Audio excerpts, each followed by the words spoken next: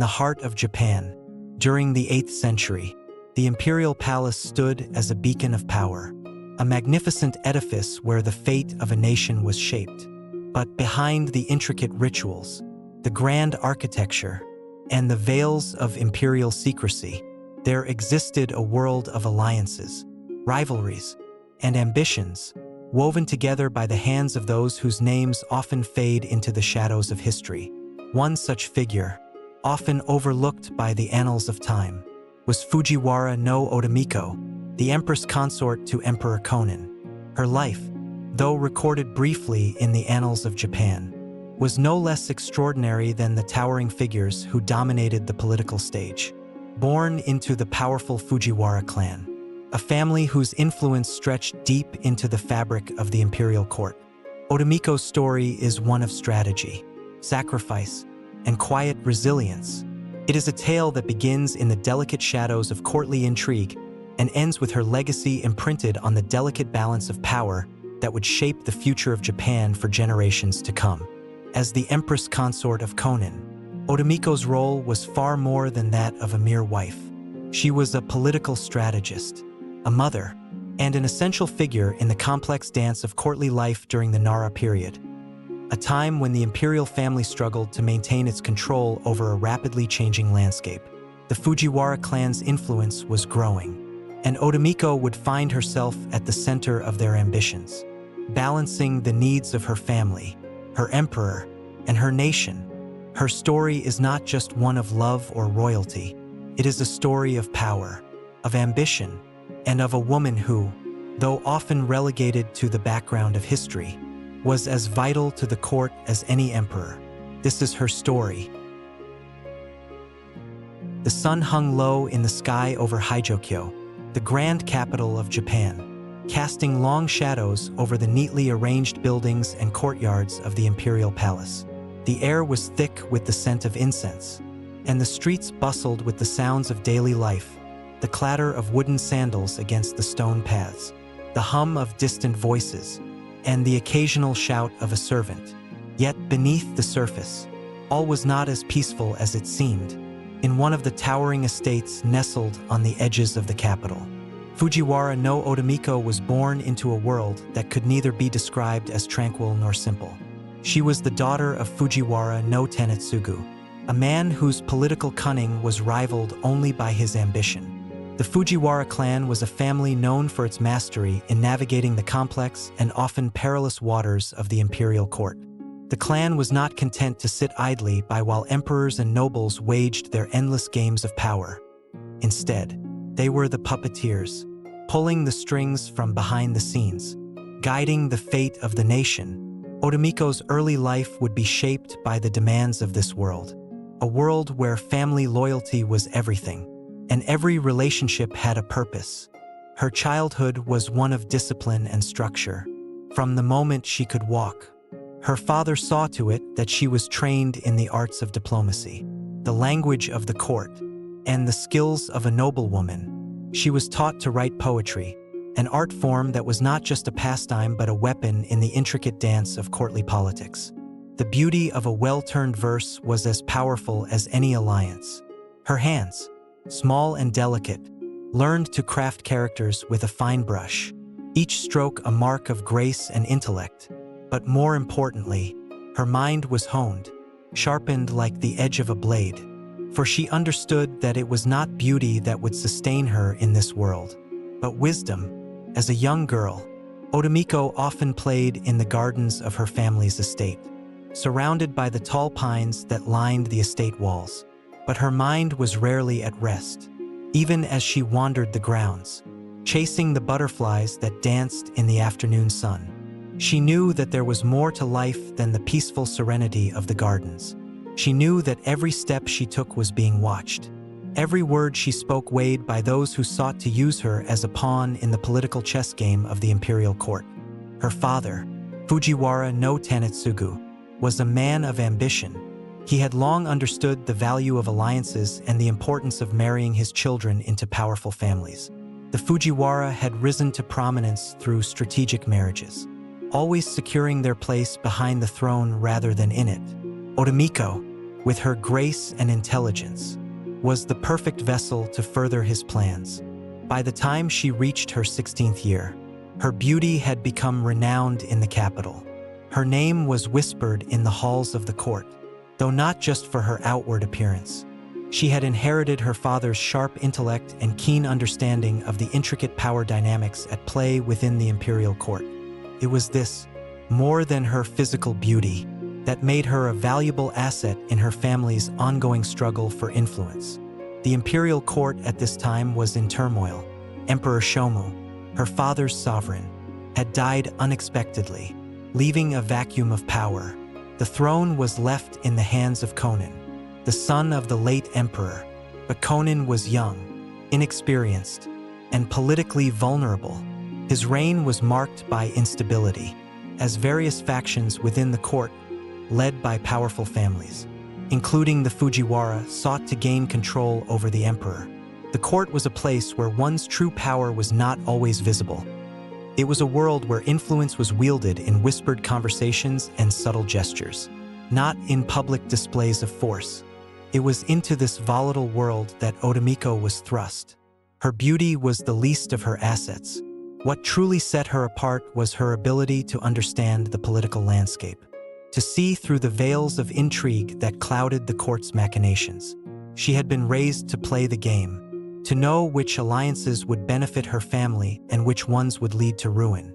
Her father had already begun to position her for marriage, and the time had come for her to take her place within the court.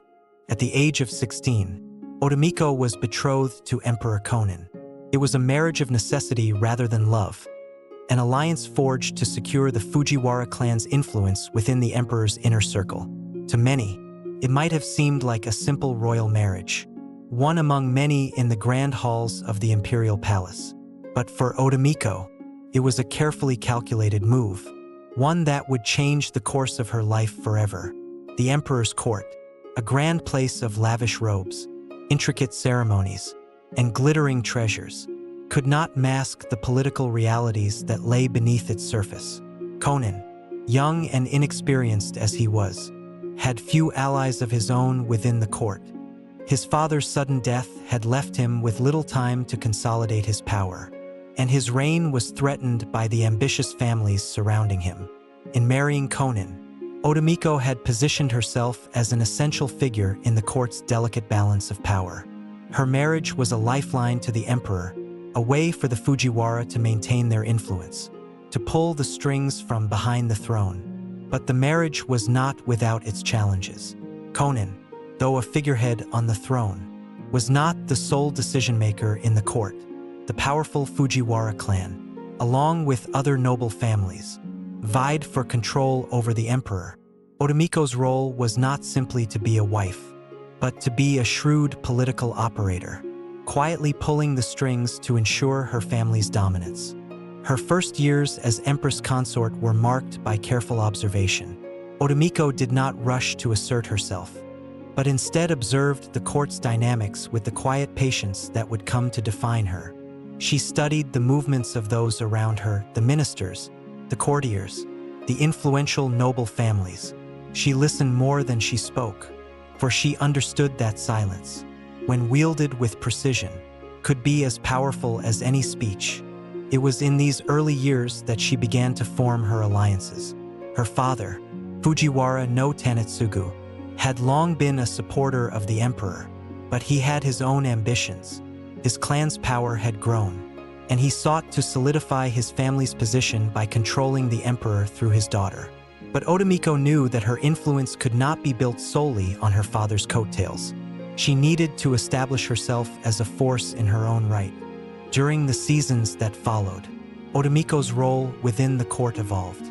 She became a trusted advisor to the emperor, her insights into the workings of the court valued by Kōnin.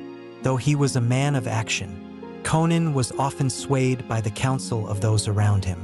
Otomiko was careful to present herself as a supportive wife, but behind closed doors, she was a force to be reckoned with.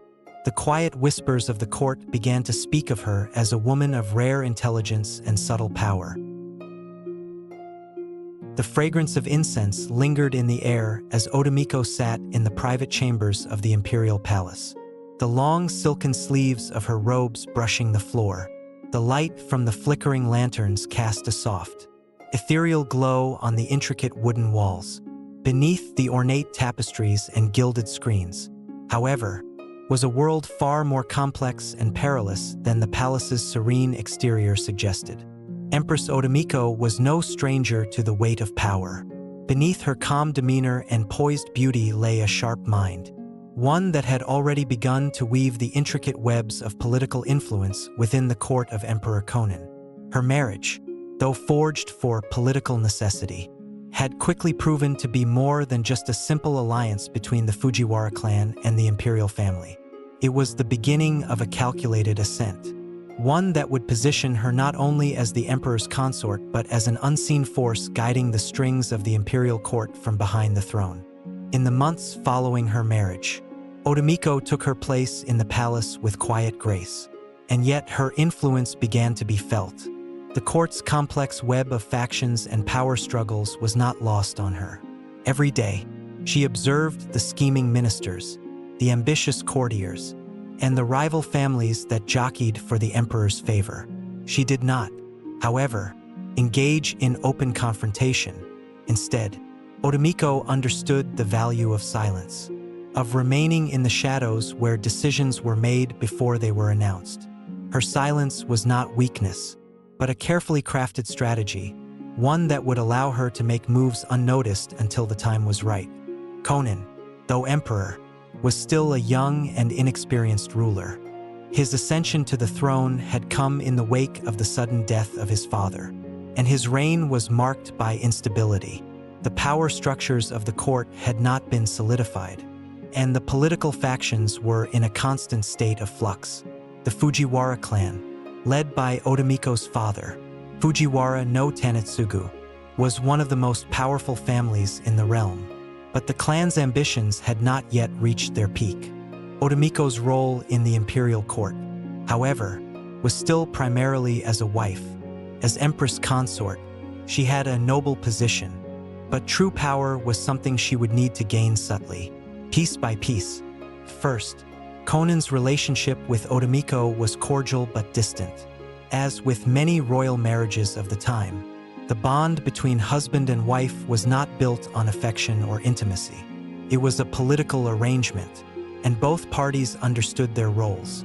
Kōnin was bound by the demands of his position, and Otomiko, though grateful for the power it brought, was not without her own ambitions.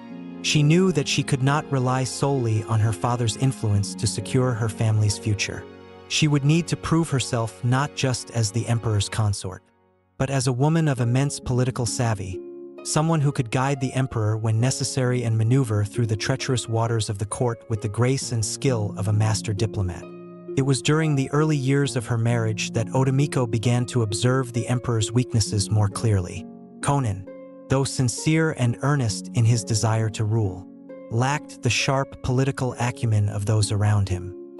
His decisions were often swayed by the ministers and advisors who whispered in his ear. Some of them were men of great learning, others, mere sycophants seeking favor, but none were as shrewd as Otomiko. She saw these flaws, but rather than confront them directly, she set about creating a network of influence that would quietly sway the emperor's choices. Her greatest asset was her father, Tanetsugu, who had long been an influential figure in the court. His position within the Fujiwara clan allowed him to act as a formidable force behind the throne. As the head of the Fujiwara, Tanetsugu had earned the emperor's respect, but his influence also came with political risks. Though the Fujiwara were loyal to the emperor, their loyalty was often tied to personal gain. It was this delicate balance of power, where loyalty could easily give way to ambition, that Otomiko was beginning to navigate with increasing skill. In the months that followed, Otomiko began to build alliances within the court. She was particularly adept at finding common ground with key figures, recognizing that the court was often a place where alliances were formed not out of affection but out of necessity. Ministers, nobles, and even other members of the royal family saw Otomiko as a quiet yet powerful figure. She was a woman who seemed to be content with remaining in the background. But those who knew her understood that she was anything but passive. While Kōnin's reign was fraught with external challenges, such as pressure from rival families and foreign threats, the real battle was taking place within the confines of the palace walls. Otomiko began to assert her influence in subtle ways, using her position to quietly advise the emperor on matters of policy. It was during one such occasion that she became involved in an important decision regarding the expansion of the imperial bureaucracy. The emperor had been considering a proposal to centralize the imperial administration, but many of the noble families were resistant to such a move, fearing that it would diminish their own power. At a banquet held in honor of a visiting dignitary, Otomiko took the opportunity to speak with a key advisor who had been critical of the centralization plan. With grace and poise, she offered a suggestion that was not just diplomatic, but strategic. She emphasized the need for reform but suggested that the nobility be given more oversight in the process. Her words were measured, not too forceful, but persuasive enough to plant the seed of doubt in the advisor's mind. Over time, this idea would take root, and the centralization proposal would be reworked to include concessions to the nobility. Much to the emperor's satisfaction, Kōnin, impressed by Otomiko's insight, began to see her not just as a wife but as a partner in the governance of the empire. He would often consult her on matters of the court, though he never openly acknowledged the extent of her influence. In public, Otomiko remained the demure and dutiful empress consort, attending ceremonies and offering her prayers. But behind the scenes, she was becoming the emperor's most trusted advisor, her influence shaping the decisions that would ultimately define his reign. As the years passed, Otomiko's role in the court only grew stronger. Her careful diplomacy and ability to navigate the ever-changing political landscape made her an indispensable figure. While the emperor's authority had been largely symbolic in the early years of his reign, it was under Otomiko's quiet guidance that the imperial family began to reclaim its power. She understood that true influence in the court did not come from loud proclamations or grand gestures, but from the ability to shape events before they were even noticed. The Fujiwara clan, meanwhile, had also begun to expand its own influence. Otomiko's marriage to Kōnin had placed the Fujiwara at the heart of the imperial court, but her careful maneuvering ensured that they would not be eclipsed by other families. Her alliances within the court and the trust she had built with her husband made the Fujiwara clan's dominance all but assured. But Otomiko was not content with merely securing her family's power.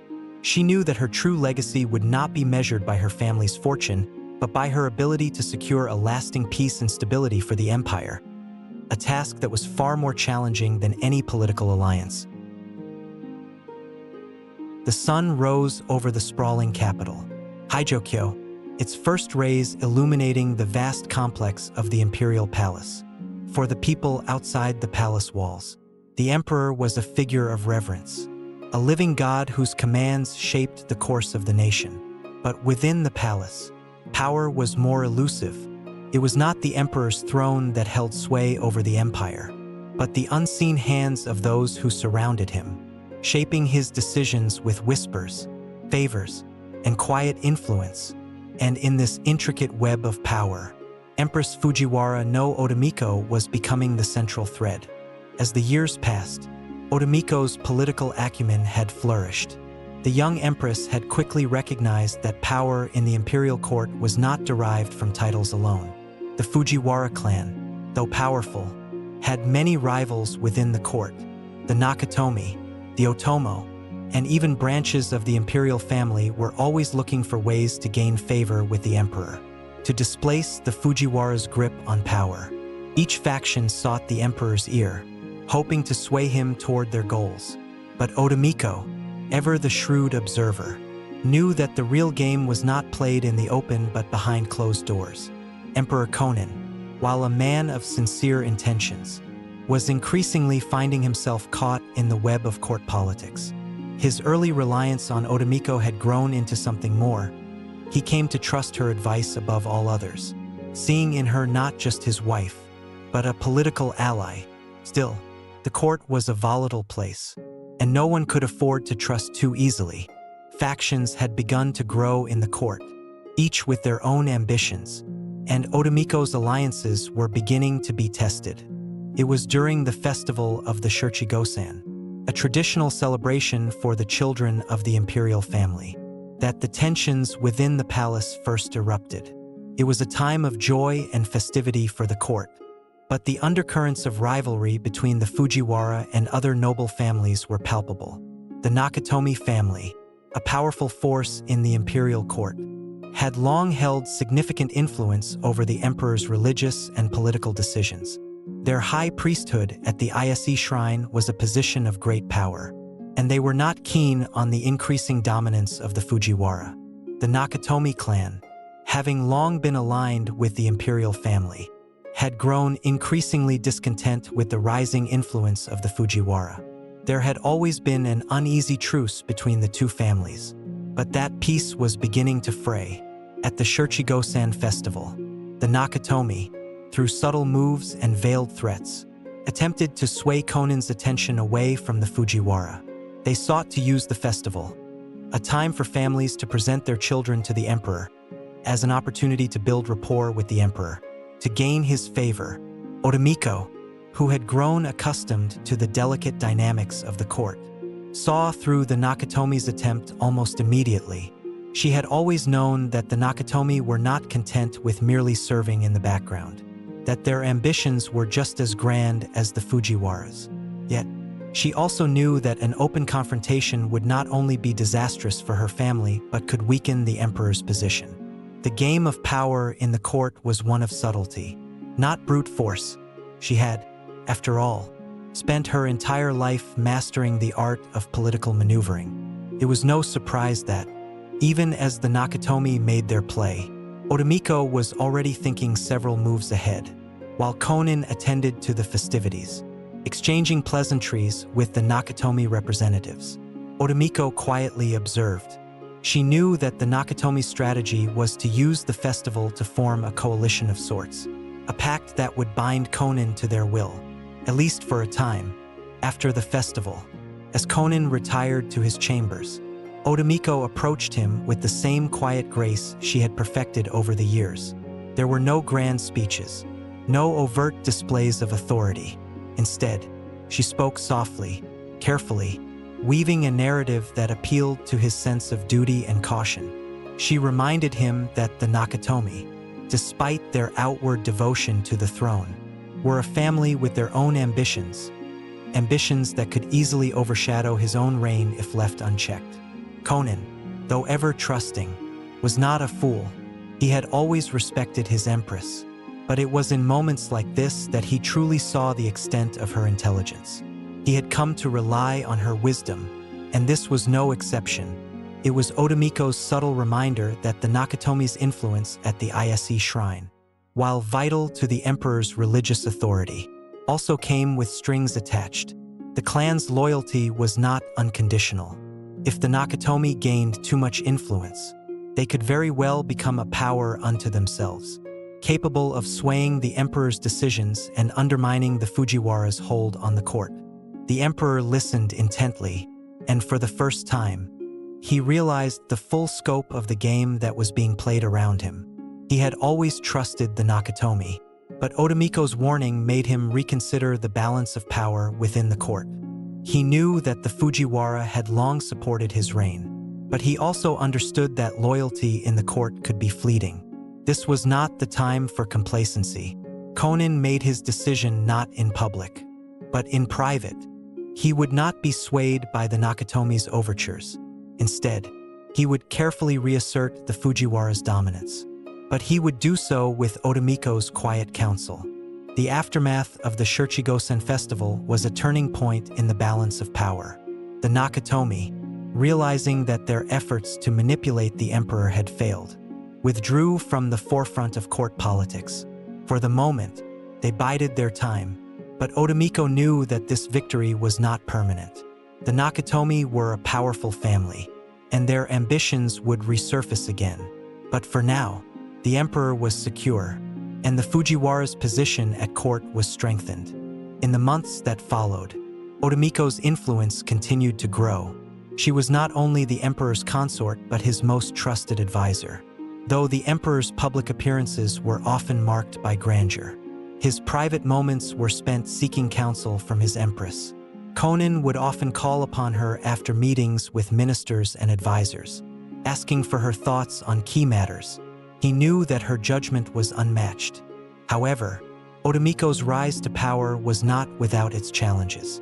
While the Nakatomi had been temporarily neutralized, new rivalries emerged within the court.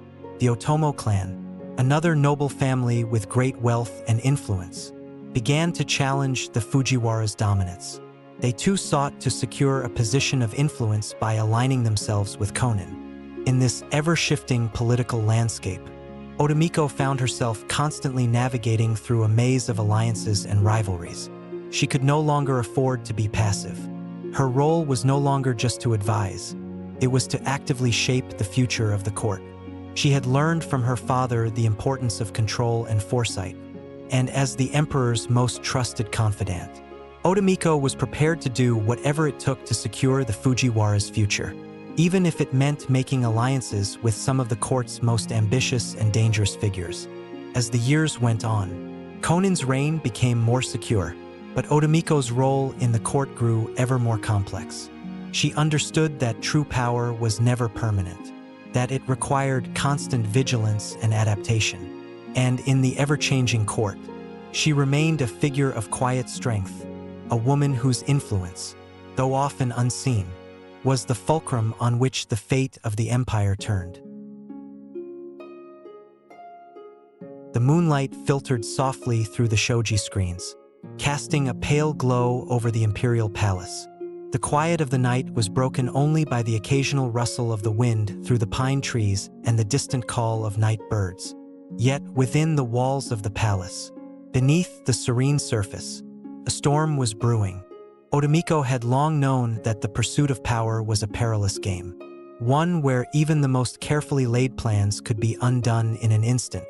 Despite her successes in securing the Fujiwara clan's position at the heart of the imperial court, the political landscape remained unstable.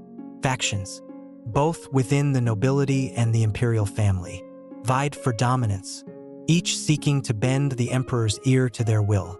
But Otomiko was no novice in this game. She had spent her years observing, learning, and carefully positioning herself and her family for the long term. Her relationship with Emperor Kōnin had evolved into one of mutual trust and respect. She had become not just a wife but a confidant, the one person he turned to when making the most difficult decisions. Kōnin's reign had not been easy. He had inherited a kingdom in disarray, a realm in the midst of a cultural and political shift that left even the most powerful families uncertain of their future. And in the midst of this uncertainty, Otomiko's wisdom had proven invaluable. Yet, as the emperor's reliance on her grew, so too did the challenges she faced. No one in the court could ignore the Fujiwara's increasing influence. Even those who had once been allies now looked upon the Fujiwara with suspicion, wondering how long they could maintain their grip on power. The Otomo family, the Nakatomi clan, and other rivals had already begun to rally against the Fujiwara's dominance, quietly forming their own alliances in an attempt to diminish Otomiko's influence. Otomiko was acutely aware of this growing tension. The emperor's authority was the foundation upon which the Fujiwara's power rested. But as more and more noble families began to challenge the status quo, Otomiko knew that her family's position could be threatened at any moment. The game of power in the imperial court was one of subtlety and patience, but it was also a game of constant vigilance. It was during a particularly cold winter that Otomiko first became aware of the full extent of the threat posed by the Otomo family. The Otomo were one of the wealthiest and most powerful families in Japan, their influence extending far beyond the imperial palace. They controlled vast territories, and their strategic marriages had placed them in key positions within the court. The Otomo had long been at odds with the Fujiwara, and it seemed that the tensions between the two families were about to reach a breaking point. The Otomo, sensing an opportunity, began to push for greater power within the court.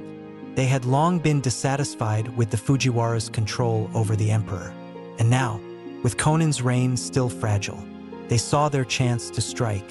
The Otomo had a powerful ally in the Ministry of the Right, one of the most influential positions in the government. This ally, Otomo no Yakimochi, was a man of ambition and guile, a master of courtly intrigue who saw the emperor as little more than a puppet to be manipulated for his own gain. It was in the midst of this rising tension that Otomiko found herself summoned to a private audience with the emperor. As she entered his chambers, she could sense the weight of the moment hanging in the air. Kōnin, though a man of great learning and devotion, had begun to show signs of wear. The constant pressure from rival families and the political machinations within the court had taken a toll on him. His once clear resolve had begun to falter, and Otomiko knew that the time had come for her to step in once more. The emperor spoke first, his voice strained but steady. "Otomiko," he said, "the court is restless. The Otomo have begun to speak of reforms that would shift the balance of power. I have heard rumors that they are seeking an alliance with the Nakatomi. This could mean the end of the Fujiwara's dominance." Otomiko listened quietly, her mind racing. The Otomo and the Nakatomi together would form an unstoppable force. The Fujiwara would be left with little room to maneuver, and the emperor's authority would be undermined. But she also knew that this was not a crisis that could be solved with haste. The key was to strike back strategically, to dismantle the Otomo's influence before they could fully consolidate their power.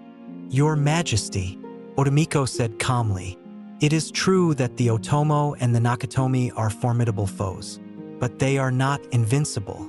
They may appear united now, but their alliance is fragile. The Nakatomi, despite their devotion to the imperial family, have their own ambitions. If we can find a way to exploit these divisions, we can turn the tide in our favor." Kōnin, though weary, trusted his empress. He had long relied on her counsel, and he knew that her wisdom had carried them through many trials. Yet, even he could not help but feel the weight of the situation. The political landscape was shifting rapidly, and the forces arrayed against him were formidable. Otomiko leaned forward slightly, her voice soft but firm. "We must act quickly, my lord. We cannot afford to wait for them to strike first. The key lies with Yakimochi. His influence in the Ministry of the Right gives him great power, but it also makes him vulnerable. If we can expose his ambitions, we can weaken the Otomo's position within the court. We must find a way to turn the other ministers against him." For the next few days, Otomiko worked tirelessly, sending discreet messages and carefully positioning her agents within the court. She knew that her plan was risky, but it was the only way to protect the Fujiwara's position. If she could undermine Yakimochi's credibility, she would create a rift between him and the other ministers. Once that was done, the Otomo's alliance with the Nakatomi would be nothing more than a hollow threat. As the days passed, Otomiko's plan began to take shape. Through carefully crafted rumors and subtle hints, she was able to plant the seeds of doubt in the minds of the other ministers. Yakimochi's ambitions were no secret. He had long been known for his desire to control the imperial bureaucracy. But Otomiko was not content with mere rumors. She used her own network of spies within the court to uncover evidence of Yakimochi's attempts to bribe key officials, securing their loyalty in exchange for promises of power once the Otomo had solidified their hold over the emperor. The first blow came when one of Yakimochi's closest allies, a minister named Sakai no Isomi, was caught in a compromising position. He had been secretly meeting with a Nakatomi representative, discussing plans to expand the Otomo's influence within the imperial administration. The evidence was damning, and it did not take long for the rumor mill to do its work. Soon, word spread throughout the court that Yakimochi was conspiring to undermine the emperor and strengthen his own position. The backlash was swift. Ministers who had once been loyal to the Otomo distanced themselves from Yakimochi, and his power began to wane. Otomiko had struck a decisive blow. Yakimochi, once a powerful figure in the court, found himself isolated. The Otomo clan's plans for an alliance with the Nakatomi were thrown into disarray, and their position in the court was seriously weakened. In the aftermath, Otomiko's role as the emperor's most trusted advisor was more secure than ever. Kōnin, though relieved, could not ignore the growing tension that still simmered in the court. The Nakatomi and Otomo may have been temporarily neutralized, but other rivals remained. Otomiko knew that she could never let her guard down. The battle for control of the court was ongoing, and in the ever-shifting politics of the imperial palace, the only constant was the need for vigilance. As the winter months passed, Otomiko continued to play the long game, securing her family's position through careful alliances and shrewd diplomacy. Her influence within the palace had reached its peak, but she knew that true power could only be held for as long as the emperor's trust in her remained unwavering. She was not just the emperor's consort. She was the heart of the Fujiwara's power, the quiet force that shaped the course of the empire from behind the scenes. Spring had arrived in Haijokyo, the capital, painting the city with the soft pink hues of cherry blossoms. The emperor's court, though grand and beautiful, was not immune to the dark currents of ambition and deceit that flowed beneath its surface. As the delicate petals of the sakura fell, so too did the fragile alliances within the court. Otomiko knew better than most that the appearance of peace in the imperial palace often masked the most dangerous of intrigues. The Fujiwara clan, under Otomiko's careful guidance, had emerged victorious over their rivals in recent years. Yet, the emperor's reign, fragile as it was, continued to be tested, though the Otomo had been temporarily neutralized and the Nakatomi silenced. The court was far from stable. The Fujiwara had won battles, but the war for control of the empire was far from over. It was during the spring of the year 777 that Otomiko found herself facing an entirely new set of challenges. A new faction was quietly rising within the court, one that threatened not only the Fujiwara but the very foundation of Emperor Kōnin's reign. This new force, known only by whispers in the corridors of power, had begun to infiltrate the highest echelons of the court. It was the Miwa clan, a lesser noble family with long-standing ties to the imperial family, whose presence was becoming impossible to ignore. The Miwa family, though not as wealthy or influential as the Fujiwara, had one critical advantage. They had a direct bloodline connection to the throne. The Miwa were descended from a branch of the imperial family, and they had long maintained close relations with various factions in the court. However, their true ambitions were carefully concealed behind a veneer of loyalty to the emperor. This was what made them particularly dangerous. While the Fujiwara's rise to power had been driven by political maneuvering, the Miwa sought to claim power through the most sacred means, blood. Otomiko, ever observant, recognized the threat the Miwa posed almost immediately. Their members were adept at cultivating relationships, slowly embedding themselves in key positions of the bureaucracy. They had already begun to work their way into the administration, positioning themselves for the day they would take action. The court was abuzz with rumors that the Miwa, ever patient, had plans to elevate their own family members to key positions in the government. In this climate of rising tension, the emperor began to withdraw from court politics, seeking solace in his personal affairs and spiritual pursuits. He had always been a deeply religious man, and the growing strain of governance was beginning to weigh heavily on him. Otomiko, despite her rising influence, knew that the emperor's retreat from the political arena left a vacuum that others were eager to fill. While Otomiko's political instincts remained sharp, she knew she could not act rashly. The Miwa clan was a subtle and insidious threat, and any overt attempt to confront them could backfire. Her best course of action would be to deal with the threat quietly, behind the scenes, using her influence to undermine the Miwa's position in the court without causing open conflict. It was a strategy she had perfected over the years. She began to systematically weaken the Miwa's foothold within the court. Her first step was to focus on their main ally, Miwa no Toyotomi, a prominent minister in the emperor's government. Toyotomi was ambitious, and Otomiko knew that he had long been seeking to expand his influence within the court. He was a dangerous man, driven by personal ambition rather than loyalty to the emperor. Otomiko's agents, always moving in the shadows, began to gather intelligence on Toyotomi's activities. They uncovered damning evidence of his secret meetings with foreign envoys, his attempts to forge alliances with other families who were discontent with the Fujiwara's dominance. The whispers that had surrounded Toyotomi for years, rumors of corruption and betrayal, were suddenly given form. Otomiko knew that exposing Toyotomi's treachery would cause a chain reaction within the court. The first blow was dealt when a trusted servant of Toyotomi was found dead under mysterious circumstances. The cause of death, though suspicious, could not be immediately linked to any particular faction. But Otomiko's agents had worked quickly to plant evidence implicating Toyotomi in a covert plot to undermine the emperor's reign.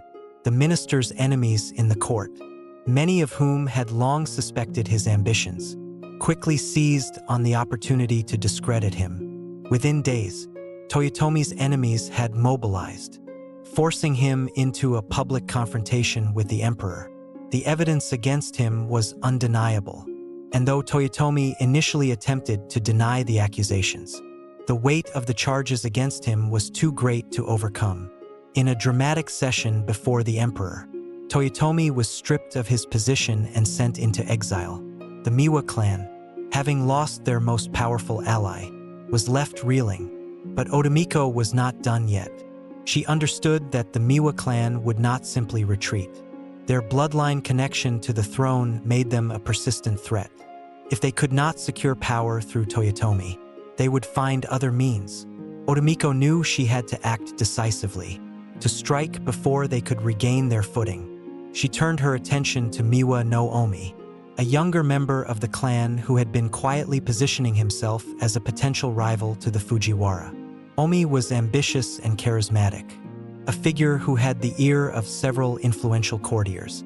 He had already begun to build a network of support within the court, and Otomiko knew that, if allowed to grow, his influence could become a direct challenge to the Fujiwara's dominance. Using her network of informants and loyal courtiers, Otomiko began to gather evidence on Omi's activities. It soon became clear that Omi was not only cultivating alliances but also maneuvering to undermine the Fujiwara's influence with the emperor. He had begun to use the emperor's increasing withdrawal from political affairs to his advantage, feeding Kōnin flattering stories about his own competence and loyalty. Otomiko realized that the best way to deal with Omi was to expose his ambitions without directly confronting him. She began to subtly undermine his support by spreading rumors that cast doubt on his loyalty to the emperor. The whispers that followed painted Omi as a man who would use the emperor's declining health and political apathy to seize power for himself.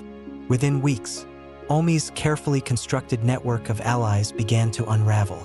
Several high-ranking officials, fearing that they would be dragged into a plot against the emperor, distanced themselves from him. The Miwa clan, having lost its most promising young leader, was once again left with little recourse.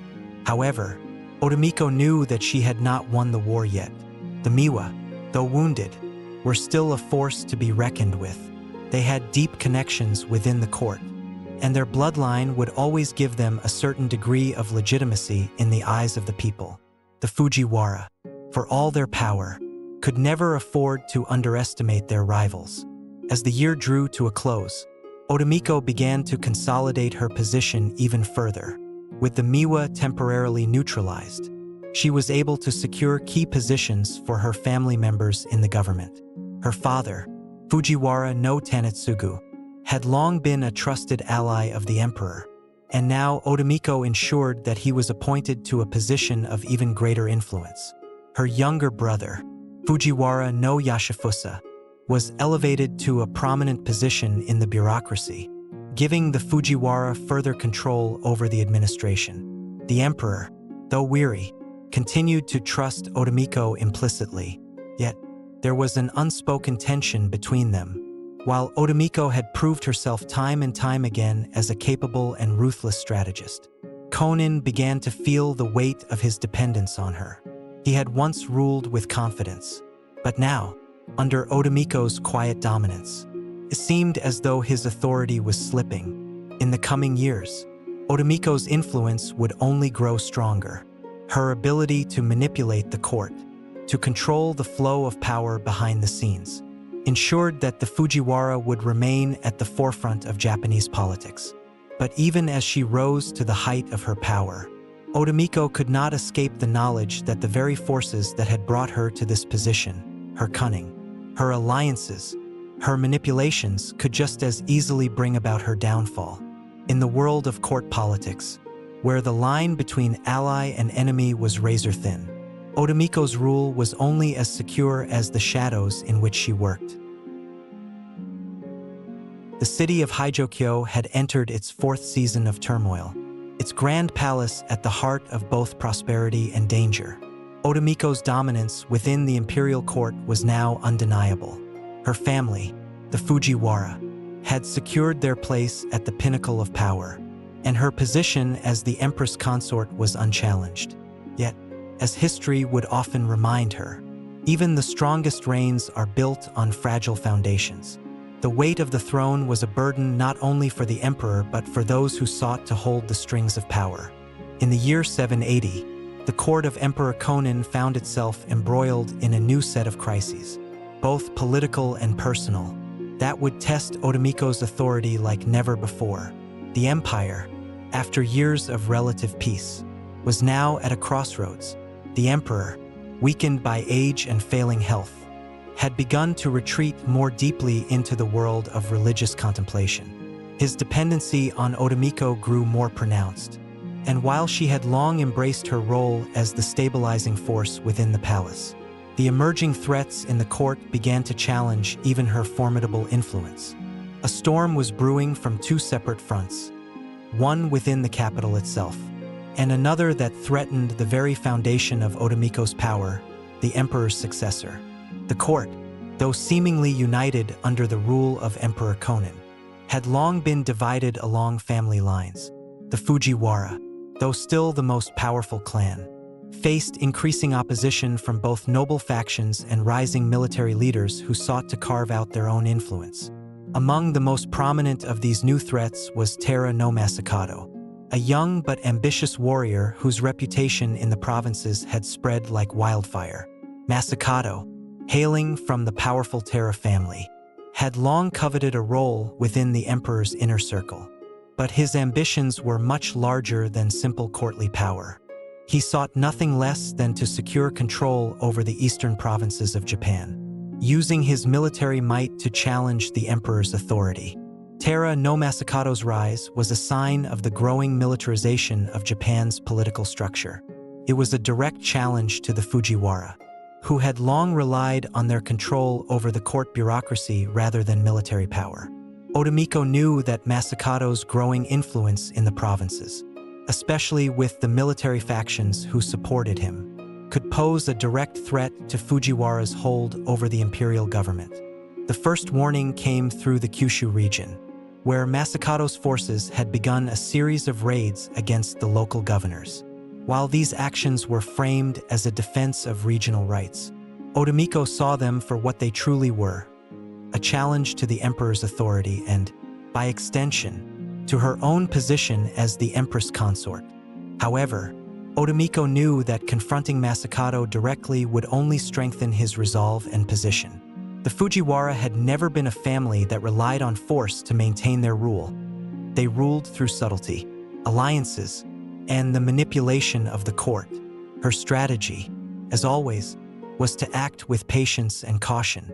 She began to work behind the scenes, using her network of informants and agents to destabilize Masakado's alliances within the court. But while Otomiko dealt with external threats, she also faced a more personal and much more dangerous challenge, one that came from within the imperial palace itself. The year 780 also marked a turning point in the emperor's reign. Though Kōnin had shown no interest in stepping down, the undeniable reality of his declining health left many in the court wondering who would eventually ascend the throne. There were several potential heirs, each with their own supporters within the palace, but none more controversial than Prince Yamabe, the emperor's second son, whose legitimacy was often called into question. Prince Yamabe had always been a thorn in the side of Otomiko and her family. He was known to be a passionate, fiery young man, fiercely loyal to his mother, the Empress Dowager Inoue, a member of the prestigious Terra clan, while Otomiko had used her wits to maneuver through the politics of the court. Yamabe had always relied on his youthful charisma and the influence of his mother's family. The power of the Terra family was on the rise, and Empress Inoue's ambitions to place her son on the throne were clear. The idea of a Terra prince ascending to the throne was anathema to Otomiko. To her, it was not just a personal threat. It was a direct challenge to the Fujiwara's carefully built empire. If Yamabe were to become emperor, he would undoubtedly owe his position to the Terra, thus giving the family enormous sway in the court. For Otomiko, it was unthinkable that the Terra could rule again after the fall of their ancestors centuries ago. She could not allow the Fujiwara's control over the emperor to be usurped by this rising Terra faction. Thus, Otomiko's first course of action was to solidify the position of her own son, Prince Takehiko, who had been born to her and Emperor Kōnin several years earlier. While Takehiko was still young, Otomiko began laying the groundwork for his eventual succession, securing the loyalty of influential courtiers, military leaders, and scholars who could help elevate his status within the court. However, this was a delicate task, one that required careful negotiation and subtle manipulation. She knew that if she pushed too aggressively for her son's ascension, it could provoke the Terra family and their allies. So, Otomiko took a more calculated approach. She ensured that the courtiers spoke of Takehiko's promising future, his connection to the emperor, and his potential to lead the empire in a time of great change. She worked behind the scenes to quietly diminish the influence of Prince Yamabe, encouraging his supporters to question his legitimacy and his capabilities. The idea of a Terra-backed prince on the throne, she knew, would never sit well with many of the more conservative factions within the court. In the spring of 781, a sudden and unexpected event rattled the court. The emperor's health, already fragile, deteriorated rapidly. The news spread like wildfire throughout the palace. Kōnin had fallen gravely ill, and the end of his reign was imminent. In this fragile moment, the court was thrown into turmoil. Otomiko knew that the succession crisis had reached its boiling point. She had prepared for this day, but even so, the reality of the situation was more daunting than she had anticipated. In the tense days that followed, Otomiko was forced to make a bold and decisive move, with the emperor unable to make decisions for himself. The Fujiwara matriarch stepped forward and made her intentions clear. She convened a secret meeting of the most influential ministers, courtiers, and generals in the palace. The room was filled with whispers, the air thick with tension as Otomiko's allies came to her side, ready to support her claim to have her son, Takehiko, officially declared the successor. But Otomiko's supporters were not the only ones making moves. The Terra family, led by Empress Inoue, was equally determined to see Prince Yamabe placed on the throne. The two factions were locked in a battle of wills, a political contest that would decide the future of the empire. Amidst the power struggles, a rumor began to spread. The emperor's illness was no longer just the result of old age. Some whispered that it had been poisoning. The accusation was devastating, for it implied that the emperor's very life had been taken in order to make room for a new reign. Whether the rumor was true or not, it added fuel to the fire of political conspiracy and distrust. Both the Fujiwara and the Terra saw an opportunity to manipulate the situation to their advantage. Otomiko knew that her son's future was now more uncertain than ever. She could not afford to lose this battle. There was too much at stake. But with each passing day, she began to feel the weight of the shifting alliances in the court. Her every move would be scrutinized, and any mistake could bring about her downfall. She had spent years building her power, but the political landscape was now more volatile than ever. The shadow of the emperor's illness loomed over the court, and Otomiko understood that the time had come for her to secure her family's future, or lose it all. The palace was silent, save for the occasional murmur of courtiers and the distant rustling of robes on the polished floors. Haijokyo, once a thriving center of culture and power, now stood on the precipice of chaos. The final years of Emperor Kōnin's reign had been marked by a rising tide of unrest, both within the palace and beyond its gilded walls. Whispers of a weakened emperor had spread throughout the land, and with the emperor's death imminent, the court had plunged into a state of fear and anticipation. Otomiko stood before her mirror in the private chambers of the empress's quarters, staring at her reflection, the familiar face, once filled with the hopes and dreams of a young woman who had entered the palace years ago with ambitions of power and influence, now seemed hard and implacable. In the mirror, she saw the years of plotting, sacrifice, and quiet victories etched in the lines of her face. But she also saw something else, an undeniable weariness. It had been a long road to this moment, a road filled with victories over rivals, betrayal from allies, and the constant challenge of balancing power, loyalty, and family. The Fujiwara had risen to heights that no one, not even the most ambitious of their clan, had ever imagined. Yet, as Otomiko knew all too well, the higher one ascends, the more precarious their perch becomes. In the early days of the year 782, the time had come to confront the final obstacle. Emperor Kōnin's health had deteriorated sharply, and it was clear that he was no longer capable of ruling. With every passing day, the threat of succession of either Prince Yamabe or another claimant grew larger. The stakes had never been higher. Otomiko knew that the future of the Fujiwara, the legacy she had so carefully built, hung in the balance. If she failed now, all she had worked for would be undone. As the emperor's condition worsened, Otomiko's most loyal allies gathered in secret. Her father, Fujiwara no Tanetsugu, had long been her steadfast supporter. But now, in the face of a growing Terra faction led by Empress Inoue, their influence was waning. Even Tanetsugu could see that the Terra family, with their military might and the growing support for Prince Yamabe, posed a serious threat to the Fujiwara. The palace corridors hummed with tension. Otomiko had been careful to maintain her alliances with key military commanders and influential court members. But the strength of the Terra faction was undeniable. Yamabe, though young, was seen as a charismatic figure, and his supporters had grown bolder.